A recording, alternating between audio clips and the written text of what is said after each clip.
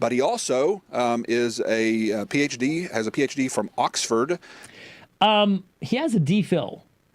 That's what I have. This says DPhil, and in my experience, DPhil, Doctors of Philosophy, see that as a, especially over in England, something that separates them just a little bit from those who have just a plain old PhD, you know. So I've encountered people who really did view their DPhil as more specialerier than just a plain old PhD. But his own book says DPhil, so maybe, Leighton, you might want to use the terminology that he himself uses. That might be a good idea. Anybody else. All I did was follow the instructions Augustine gave on how. Okay, that's Ken Wilson. Leighton Flowers has said, you're a really smart guy, so, should we, just listen to what you have to say? And so now he's describing how he engaged in his study. Anybody else. All I did was follow the instructions Augustine gave on how to find out what he taught. And he said you need to read it in chronological order. And it is just surprising nobody set out and did that to figure out where he went. So all I did was follow the instructions. Lots of people have read Augustine in chronological order. He's not the first person that's ever done that. Like I said, there have been tremendous Augustine scholars down through the centuries.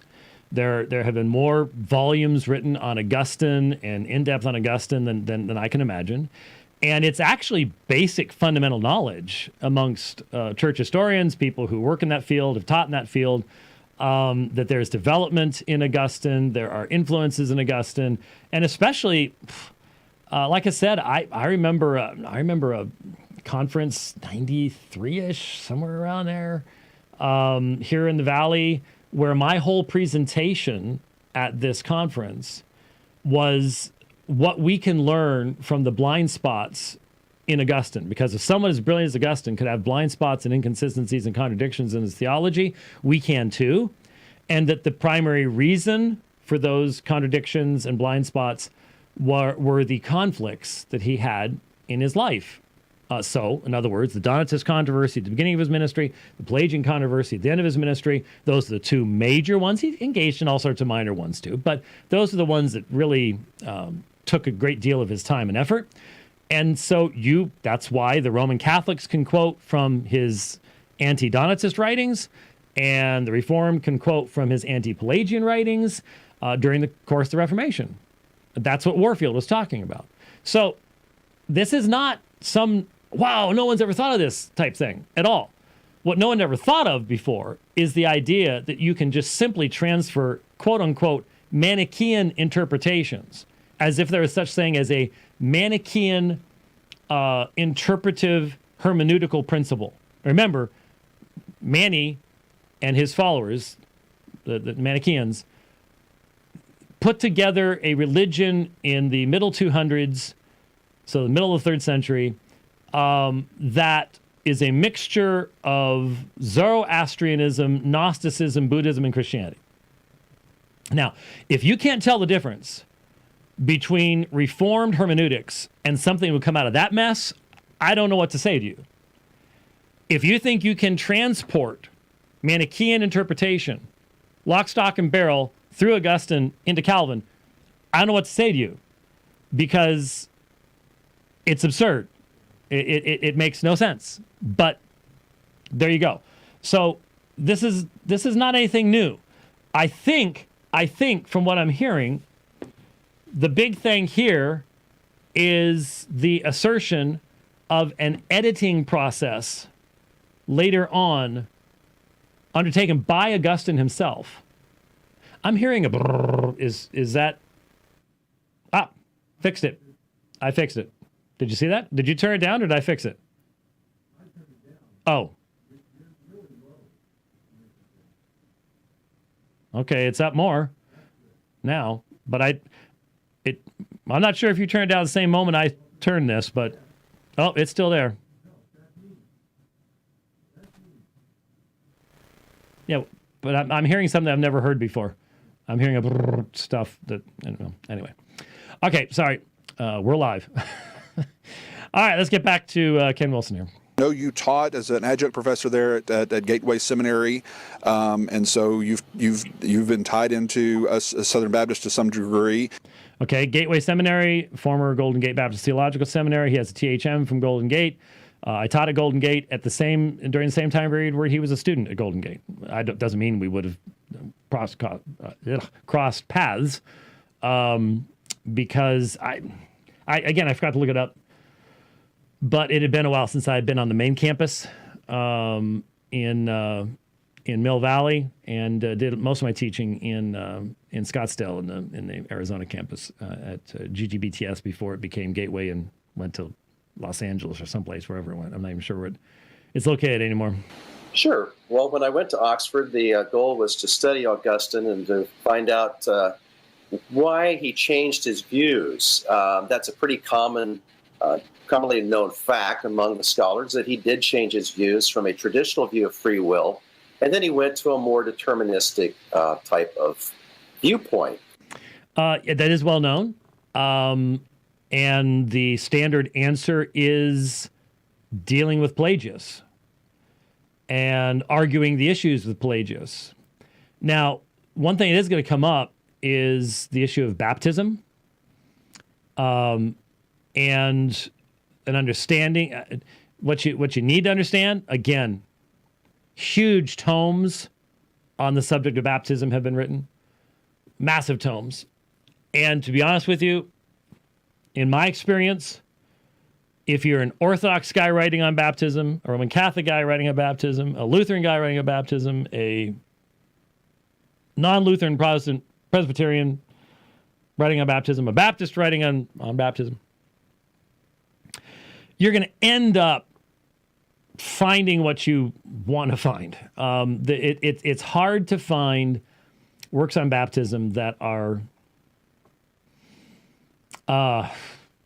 unbiased in their final conclusions. What you end up hearing very often ends up reflecting where you started.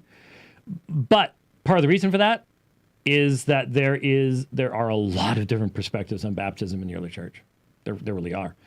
I mean, you can go into archaeology. You can demonstrate that there were full-size baptistries into the 3rd and 4th centuries in certain churches. You can, all sorts of stuff like that. I put this thing on do not disturb, and I'm still getting stuff like that. So I don't. I think oh, wait a minute. Here we go. This hopefully will take care of that part. Anyways, we'll see. Some of these programs can still send you stuff even when you turn them off. Baptism, its subjects, who is to receive it. Really, it's objects.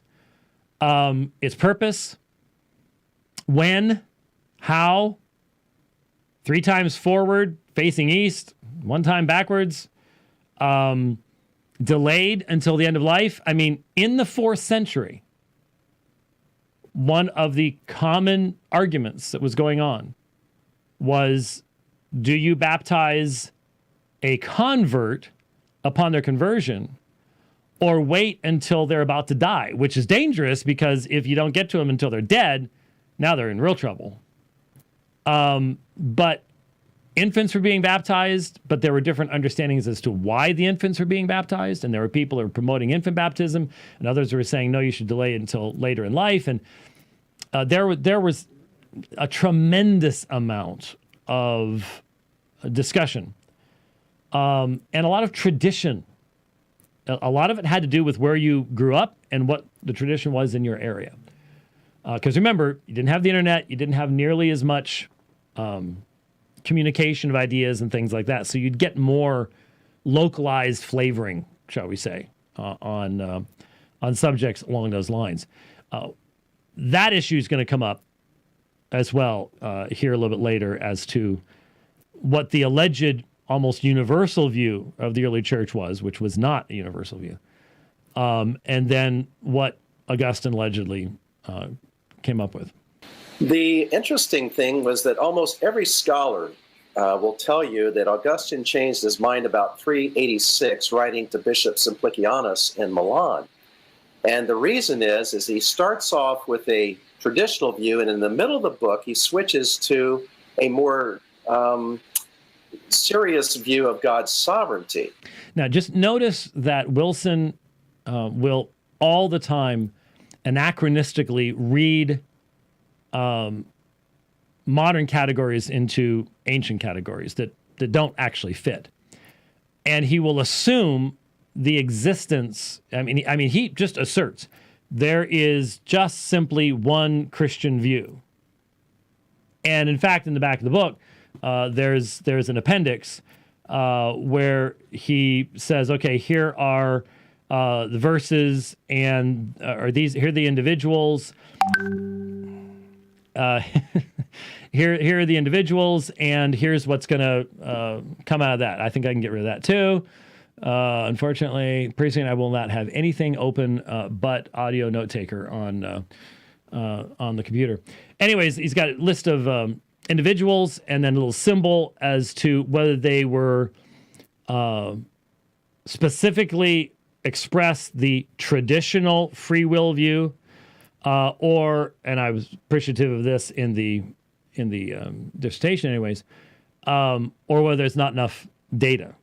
And there really should be a whole lot more not enough datas, because almost any statement is interpreted as being, well, what we believe today when it comes to the issue of free will. But once again, let me point out, soteriological issues were not the primary focus of, for example, the early councils. What were the early councils arguing about?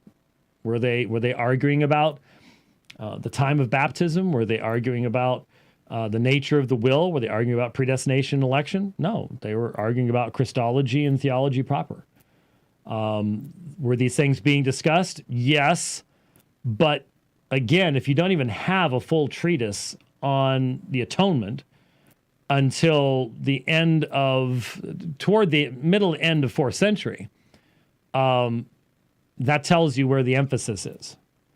And so trying to create a unanimous thought through, we've dealt with all this and come to this conclusion, then Augustine goes, I don't care all you say, I can go someplace else, is one of the things that Wilson's trying to present, part of his argumentation. Right. Now, my understanding, of course, him being formerly a Manichaean Gnostic, what does that mean for those who don't know what a Manichaeanism is, Gnosticism is? I've been accused of being too polemic by referring to Gnosticism as being similar to some of the claims of Calvinists. I don't think anyone's saying that Calvinists are exactly like the Gnostics of the 3rd, 4th, 5th centuries by any means, but there are some similarities with regard to the concepts of determinism. Talk about that a little bit. Help. Okay, now let me just point something out here.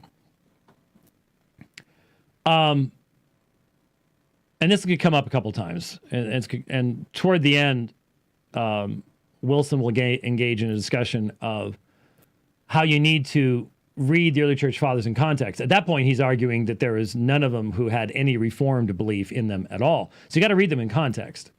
Well, that's our argument against his entire thesis. And that is, aside from the fact that biblical input is just completely minimized. It's just like, there was nothing about the Bible. Nothing. All there is there's this Manichaean interpretation, and you just take that Manichaean interpretation, and that's it. That's all there is to it.